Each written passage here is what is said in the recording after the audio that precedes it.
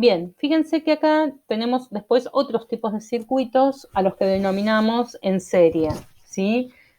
Un circuito en serie, lo que tenemos que tener en cuenta es que comparte, es decir, fíjense una cosa, acá yo pinté con celeste o con turquesa lo que vendría a ser el conductor, ¿bien?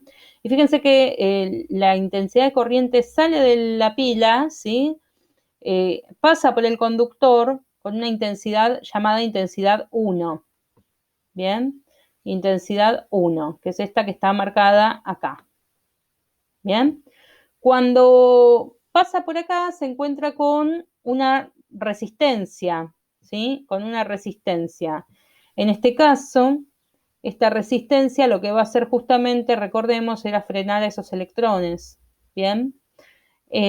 Bueno, esa intensidad 1 va a sufrir una diferencia de su voltaje, ¿sí? El voltaje va a variar en este caso cuando la intensidad pase por esta resistencia.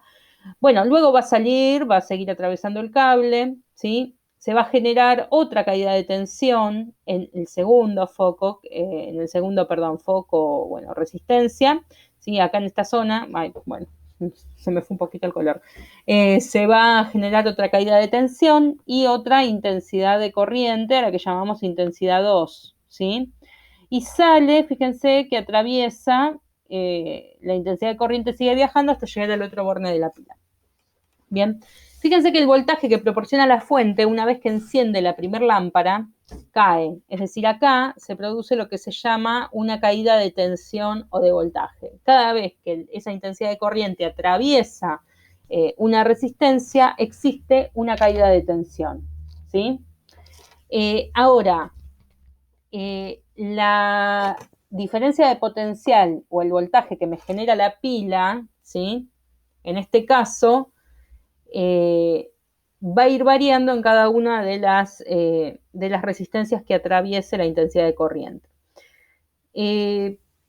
Esto se da en los circuitos que se llaman en serie, ¿sí? En el caso de los paralelos, recordemos que la intensidad de corriente se bifurca y en este caso la intensidad de corriente es la misma, la que atraviesa la primera resistencia a la que atraviesa la segunda resistencia. Por eso, si yo coloco, por ejemplo, lamparitas conectadas todas en serie, la primera va a iluminar mucho más que la segunda, ¿sí?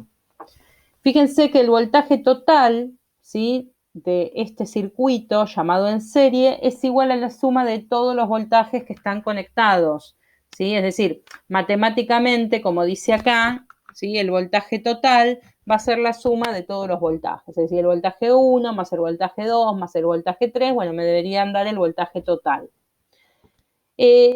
Y acá, bueno, aparece lo que es la segunda ley de Kirchhoff, que me dice que la suma de los voltajes a lo largo de una rama de un circuito es cero. ¿Sí? Es decir, que si yo paso el voltaje total para el otro lado con el signo contrario y resto todos los otros voltajes, me va a dar un total de cero. Y si observan lo que pasa con la corriente, va a ser siempre la misma, ¿sí? La corriente siempre es la misma porque no hay bifurcación, no hay nodos acá, ¿sí? Entonces, la intensidad 1, en este caso, va a ser igual a la intensidad 2 y va a ser igual a la intensidad total que tenga el sistema. ¿Bien? Bueno, esto por un lado. Después podemos tener lo que se dan los cálculos, después podemos tener lo que serían los circuitos mixtos, ¿sí?